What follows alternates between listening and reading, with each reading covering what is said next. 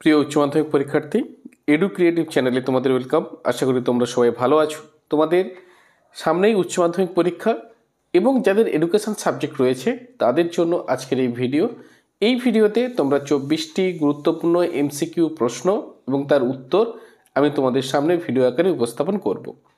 তার আগে বলে রাখি, এই চ্যানেল থেকেই শিক্ষাবিজ্ঞানের পূর্ণাঙ্গ সাজেশান, অর্থাৎ কোন কোন বড় প্রশ্নগুলো তোমরা তৈরি করতে পারলে পরীক্ষাতে আর কোনো সমস্যা থাকবে না, সমস্ত ধরনের প্রশ্ন তোমরা 100% কমন পাবে, সেই সমস্ত বিষয়ের বা সেই সমস্ত প্রশ্ন নিয়েই আমি পূর্ণাঙ্গ সাজেশান দিয়ে দিয়েছি। অনেকে তোমরা সেই ভিডিও দেখেছো, যারা দেখোনি তাদের উদ্দেশ্যে বলছি, এই ভিডিও ডেসক্রিপশানে সাজেশান ভিডিওর লিঙ্ক দেওয়া থাকবে, তোমরা সেই লিঙ্কে প্রবেশ করে সেই সাজেশান দেখে নিতে পারো। যদি কোনো প্রশ্নের উত্তর করতে তোমাদের সমস্যা হয় তোমরা কমেন্ট করো, আমি সেই প্রশ্নের উত্তর ভিডিও আকারে তোমাদের সামনে উপস্থাপন করব। আজকে যে বিষয়গুলো আমরা আলোচনা করব, যে বিষয়টি সবথেকে গুরুত্বপূর্ণ তা হলো পরীক্ষাতে আমাদের 24টি এমসিকিউ প্রশ্ন থাকে। এই প্রশ্নগুলোর উত্তর যদি আমরা ঠিকঠাকভাবে করতে পারি, সমস্ত ঠিক করতে পারি, তাহলে এমসিকিউতে 24 নম্বর এবং এসএকিউতে 16 নম্বর, এই নিয়ে 40-এ 40 পেলে তবেই কিন্তু তুমি 95+ স্কোর করতে পারবে। তো সেই জন্য এই এমসিকিউ প্রশ্ন খুব গুরুত্বপূর্ণ। মনোযোগ দিয়ে ভিডিওটি দেখো। যদি কোথাও সমস্যা থাকে, কিছু যদি প্রয়োজন মনে হয়, তোমরা অবশ্যই কমেন্ট করতে পারো, আমি তার যথাযথ উত্তর দেওয়ার চেষ্টা করব। তার আগে তোমরা যদি এই চ্যানেলে প্রথম হও, চ্যানেল সাবস্ক্রাইব করো, লাইক করো, বন্ধুদের মধ্যে শেয়ার করো, তাহলে তোমাদের প্রস্তুতি আরও ভালো হবে। চলো শুরু করা যাক আজকের ভিডিও।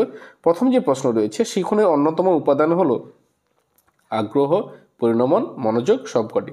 তাহলে আমরা জানি যে শিখনের উপাদান এইগুলোর, আগ্রহও কিন্তু শিখনের উপাদান, পরিণমনও শিখনের উপাদান, মনোযোগও শিখনের উপাদান, অর্থাৎ অপশান ডি সঠিক উত্তর।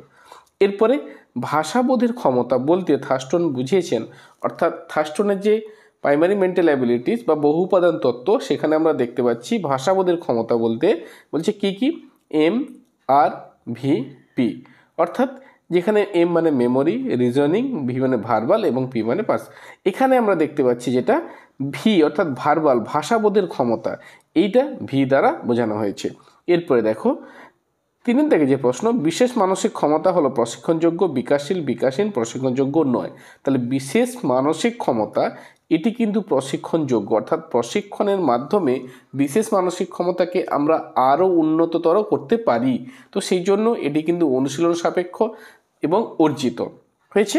তাই এটি হচ্ছে কি অপশান এ এর সঠিক উত্তর। 4 থেকে যে প্রশ্ন, কোহলার যে প্রাণীটির উপর পরীক্ষা করেন সেটি হলো কুকুর, বানর, শিম্পাঞ্জি, বিড়াল। তাহলে কোহলার যে প্রাণীটির উপর পরীক্ষা করেন সেটি হলো কি শিম্পাঞ্জি, অপশান সি সঠিক উত্তর। এরপরে যে প্রশ্ন রয়েছে, স্পিয়ারম্যানের দ্বিউপাদান তত্ত্বটি কোন জার্নালে প্রকাশিত হয়েছিল? American journal of sociology, American journal of psychology, American journal of history, American journal of philosophy.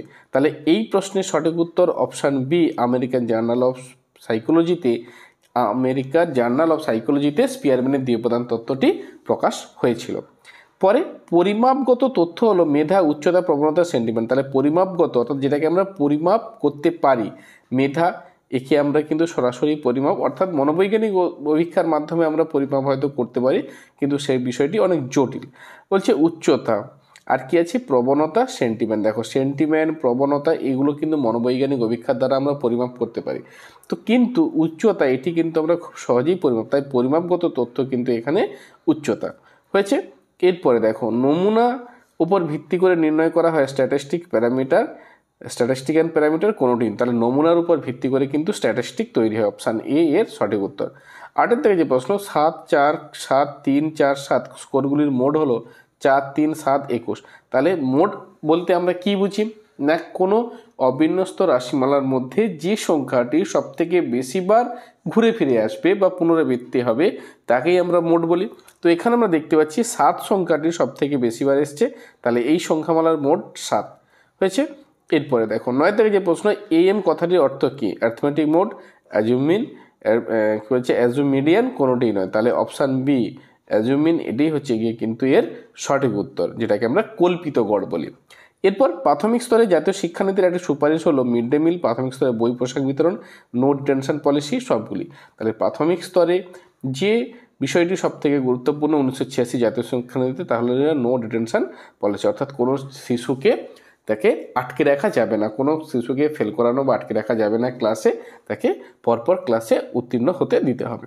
এরপর আমরা কি দেখতে পাচ্ছি 11-29 নম্বর ধারায় কোন বিষয়ের কথা উল্লেখ আছে? নারী শিক্ষা, শিক্ষায় সমসুযোগ, সংখ্যালঘুদের শিক্ষা, তফসিলি জাতি উপজাতিদের শিক্ষা। 29 এই ধারায় কিন্তু এই ধারায় শিক্ষায় সমসুযোগের কথা বলা হয়েছে। অর্থাৎ কি না বলছে, সরকার পরিচালিত বা সরকারি অনুদানে পরিপুষ্ট এরকম কোনো শিক্ষা প্রতিষ্ঠানে জাতি, ধর্ম, বর্ণ নির্বিশেষে সকলের শিক্ষা গ্রহণের সমান সুযোগ সুবিধা বা অধিকার থাকবে। হয়েছে। এরপর দেখো বাধ্যতামূলক ও অবৈতনিক শিক্ষার কথা সংবিধানে কোন ধারায় বলা হয়েছে? 40, 45, 30, 35। তাহলে অবৈতনিক ও বাধ্যতামূলক শিক্ষার কথা কিন্তু সংবিধানের 45 নম্বর ধারায় বলা রয়েছে। হয়েছে। এরপরে দেখো পরের যে প্রশ্ন, প্রত্যেককে একজনকে শিক্ষা দাও নীতিটি যে কর্মসূচির অন্তর্গত তা হলো অপারেশন ব্ল্যাকবোর্ড, সর্বশিক্ষা অভিযান, জাতীয় সাক্ষরতা মিশন, গ্রামীণ ব্যবহারিক সাক্ষরতা। তাহলে প্রত্যেককে একজনকে শিক্ষা দাও নীতিটি কিন্তু জাতীয় সাক্ষরতা মিশনের কর্মসূচির অন্তর্গত। হয়েছে। এরপরে দেখো পরের যে প্রশ্নগুলো রয়েছে আমরা সেই সমস্ত প্রশ্নের উত্তরগুলো করব। বলছে ম্যানেজমেন্ট অর্থাৎ এর একটি কোর্স কি MBBS, BTech, BBA, নার্সিং। তাহলে ম্যানেজমেন্টের একটি কোর্স তা কিন্তু যেটাকে আমরা বলি BBA। হয়েছে। Bachelor of business administration. হয়েছে। এরপর দেখো মুদালিয়ার কমিশনের সুপারিশ অনুযায়ী বিদ্যালয়ে গ্রীষ্মকালীন ছুটি থাকবে 1 মাস, 1 মাস 15 দিন, 1 মাস 20 দিন, 2 মাস। তাহলে মুদালিয়ার কমিশনের সুপারিশ অনুযায়ী বিদ্যালয়ে গ্রীষ্মকালীন ছুটি থাকবে তা কিন্তু 2 মাস। অপশান ডি সঠিক উত্তর। যে কমিশনের রিপোর্টে এডুকেশন অ্যান্ড ন্যাশনাল ডেভেলপমেন্ট শিরোনামে পেশ করা হয় তা কি? বলছি কোন কমিশনের রিপোর্ট? রাধাকৃষ্ণন, মুদালিয়ার, কোঠারি, স্যাডলার। তাহলে এই প্রশ্নের সঠিক উত্তর option C, Kothari commission education and national development এই শিরোনামে প্রকাশিত হয়েছে। এরপরে কোঠারি কমিশন স্কুল ও কলেজ স্তরের শিক্ষার মাধ্যম হিসেবে সুপারিশ করে আঞ্চলিক বা মাতৃভাষায়, হিন্দি ভাষা, ইংরেজি ভাষা, সংস্কৃত ভাষা। তাহলে কোঠারি কমিশন স্কুল এবং কলেজ স্তরে শিক্ষার মাধ্যম হিসেবে কোন ভাষার সুপারিশ করে? অপশান এ আঞ্চলিক বা মাতৃভাষা। দেখো কিন্তু যদি আমরা বিশ্ববিদ্যালয়ের কথা বলি তাহলে কিন্তু ইংরেজি হয়ে যাবে, কিন্তু স্কুল এবং কলেজে কিন্তু আঞ্চলিক বা মাতৃভাষার কথাই কিন্তু শিক্ষার মাধ্যম হিসেবে কোঠারি কমিশন সুপারিশ করেছে। পরে যে প্রশ্ন রয়েছে আমাদের, নিরক্ষরতা দূরীকরণের সবথেকে বেশি প্রয়োজন হলো বয়স্ক শিক্ষা, আংশিক সমাজ শিক্ষা, সকলের জন্য শিক্ষা, সামাজিক শিক্ষা। তাহলে নিরক্ষরতা দূরীকরণের জন্য সবথেকে বেশি প্রয়োজন অপশান সি, সকলের জন্য শিক্ষা। এরপরে যে প্রশ্ন রয়েছে, ভারতীয় সংবিধানের জনক কাকে বলা হয়? জওহরলাল নেহরু, মহাত্মা গান্ধীকে, ডক্টর সর্বপল্লী রাধাকৃষ্ণনকে, ভীমরাও আম্বেদকরকে। তাহলে এই প্রশ্নের সঠিক উত্তর অপশান ডি, ভীমরাও আম্বেদকরকে ভারতীয় সংবিধানের জনক বলা হয়। এরপরে শিশুর সবচেয়ে গুরুত্বপূর্ণ চাহিদাটি হলো সময়ে খাদ্যের চাহিদা, নিদ্রার চাহিদা, নিরাপত্তা, পোশাক পরিচ্ছদ। তাহলে শিশুর ক্ষেত্রে কিন্তু বিশেষ করে মনে রাখতে হবে শিশুর ক্ষেত্রে সবথেকে গুরুত্বপূর্ণ চাহিদা কিন্তু সময়ে খাদ্যের চাহিদা। হয়েছে। এরপরে দেখো গ্রাম্য শিক্ষা কমিটি গঠিত হয় সর্বশিক্ষা অভিযানের জন্য, বয়স্ক শিক্ষার জন্য, মহিলাদের শিক্ষার জন্য, পুরুষদের শিক্ষার জন্য। তাহলে গ্রাম্য শিক্ষা কমিটি কিন্তু গঠিত হয় যেটা আমরা জানি সর্বশিক্ষা অভিযানের জন্য। সর্বশিক্ষা অভিযানের ক্ষেত্রে গ্রাম্য অভিযান বা গ্রাম্য শিক্ষা কমিটি গঠন করা হয় যাতে সমস্ত ক্ষেত্রে দায়িত্ব বন্টন করা সম্ভব হয়। এরপরে কি জীবিত ও মৃতের মধ্যে যে তফাৎ, শিক্ষিত ও অশিক্ষিতের মধ্যে সেই তফাৎ, উক্তিটি কে করেন? Rabindranath, Vivekananda, John Dewey, Aristotle. তাহলে এই প্রশ্নের সঠিক উত্তর অপশান ডি, অ্যারিস্টটল কিন্তু এইরকম একটি গুরুত্বপূর্ণ মন্তব্য করেছিলেন যে জীবিত ও মৃতের মধ্যে যে তফাৎ, শিক্ষিত ও অশিক্ষিতের মধ্যেই সেই তফাৎ।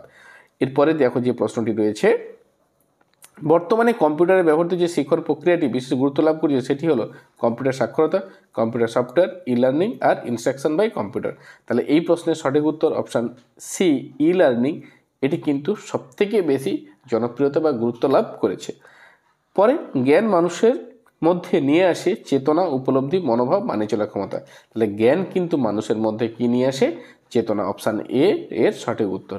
হয়েছে। তাহলে এই ছিল গুরুত্বপূর্ণ 24টি MCQ প্রশ্ন এবং তার উত্তর আমি তোমাদের সামনে ভিডিও আকারে তুলে ধরলাম। আশা করি তোমাদের বুঝতে কোনো অসুবিধা হয়নি। যদি কোনো সমস্যা থাকে তোমরা অবশ্যই কমেন্ট করো, আর চ্যানেলে প্রথম এলে চ্যানেল সাবস্ক্রাইব করো, লাইক করো, বন্ধুদের মধ্যে শেয়ার করো, তাহলে তোমাদের প্রস্তুতি আরও ভালো হবে। ভালো থেকো, খুব ভালো করে পড়তে থাকো, পড়ার মাঝে মাঝে এই 5-6 মিনিটের ভিডিওগুলো একটু দেখে নাও, তাহলে তোমাদের প্রস্তুতি আরও ভালো হবে।